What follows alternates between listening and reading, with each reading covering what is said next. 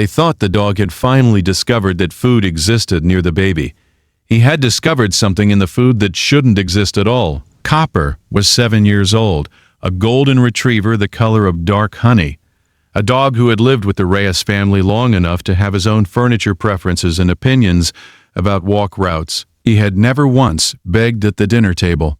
He had never stolen from a counter, never put his face near a meal in progress, never shown the slightest inclination toward the kitchen during anyone's breakfast. Isabel and Diego Reyes had noted this as a character trait with some pride. Their dog had manners. Their son Mateo was 10 months old. He had been on solid foods for 2 months.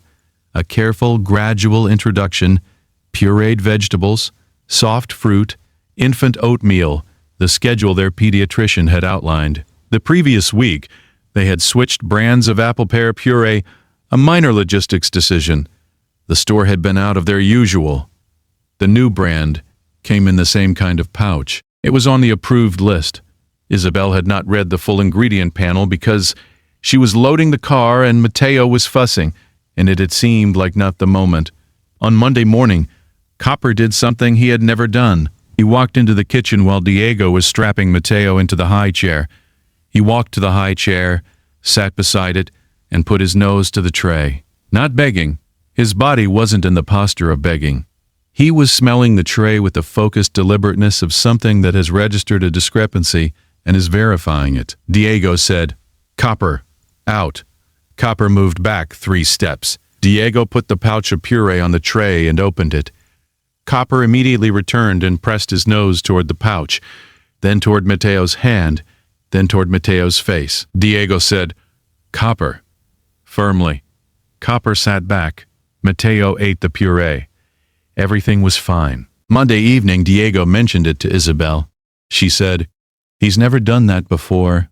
They agreed it was strange and left it at that, which is what you do when a strange thing happens once and no consequence follows. Tuesday morning. High chair. New pouch of the same brand. Copper in the kitchen before Diego had finished the strap buckle. Nose to the tray, nose to the pouch, nose toward Mateo. Diego moved him back. Mateo ate. Wednesday morning. Again, if you stay for stories about what animals sense before we do, you're in the right place. Subscribe so you don't miss the next one. Isabel sat at the table on Wednesday evening and looked at the pouch. She turned it over. She read the ingredient panel, the way you read something when you're looking for something, which means you see things you wouldn't have noticed otherwise. The new brand had added a sweetener to improve palatability. It was listed as birch sugar. Birch sugar is a common consumer name for xylitol. Xylitol is acutely toxic to dogs. In dogs, it triggers rapid insulin release that causes a severe and potentially fatal blood sugar crash. It is present in increasing numbers of consumer food products, certain nut butters, some yogurts, some infant food products where it is used as a low glycemic sweetener. In humans and in human infants, it is metabolically neutral. In dogs, 15 minutes of exposure to a sufficient quantity can trigger hypoglycemia severe enough to cause seizure or liver failure. The pouch contained a low concentration, not high enough to harm Mateo, not even close. But the xylitol compound in an open container, in the air near an open pouch, at the level of a dog's nose positioned beside a high chair, was a chemical signature Copper's olfactory system had been reading clearly since Monday morning. He had not been begging for Mateo's food. He had been trying to get the food away from the room. Isabel put the pouch down. She looked at Copper, who was lying on the kitchen floor watching her. She thought about Monday. She thought about Tuesday.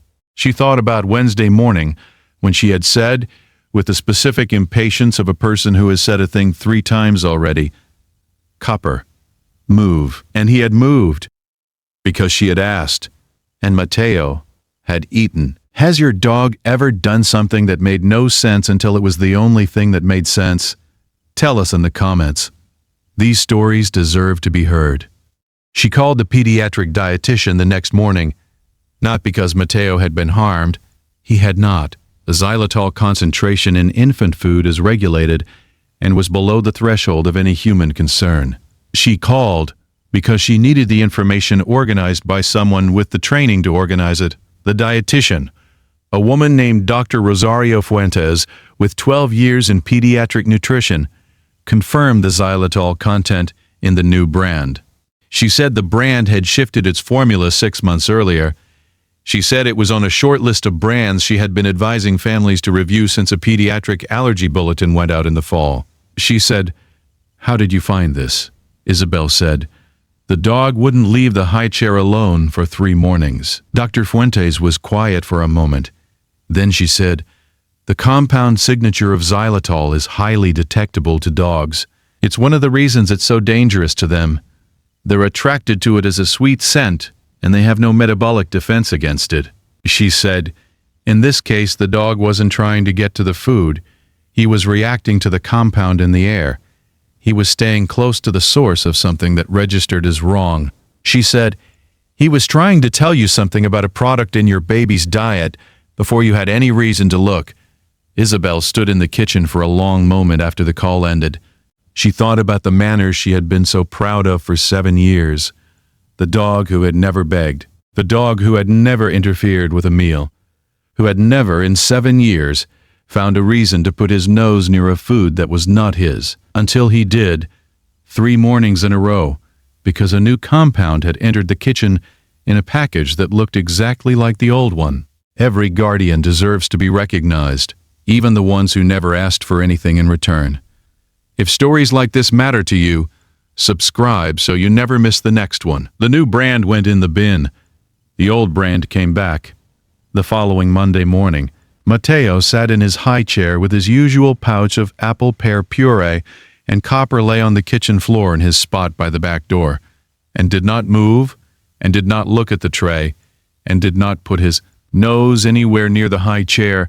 He lay with his chin on his paws and his eyes half closed, and breathed the morning air of a kitchen that smelled the way it was supposed to. Diego stood at the counter with his coffee. He looked at Copper. He looked at the high chair. He looked at Mateo, who was eating with the focused enthusiasm of a 10-month-old who has found something that is exactly the right texture. He said quietly to no one in particular, he knew. The next story involves a dog who began sitting outside a closed nursery door every night for 2 weeks, and what the air quality test revealed about what had been building inside that room. Copper lay on the kitchen floor while Mateo finished his breakfast, still and unhurried, the way he had always been, the way he would be tomorrow morning and the morning after that, keeping track of the things in this house that required keeping track of, because nobody had given him the job and he had taken it anyway. The first morning, he had smelled something wrong in a pouch on a high chair tray and decided that whatever came next was his responsibility.